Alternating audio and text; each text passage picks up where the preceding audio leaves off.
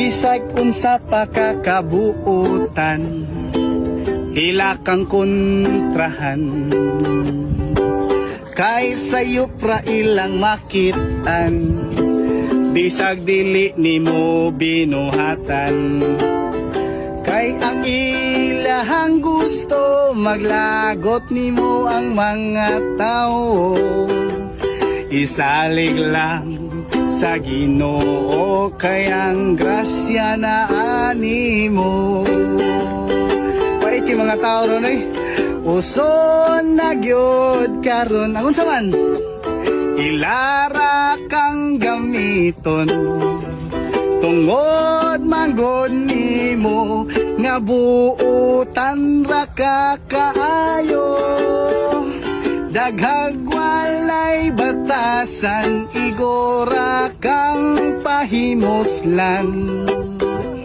Pero bisag buutan ka, kontrahan gyapon kanila. Another list. Gusto na gyud karon, kwartaray pangitaon. Pero kung pobre ka, yano-yanohon ra kanila.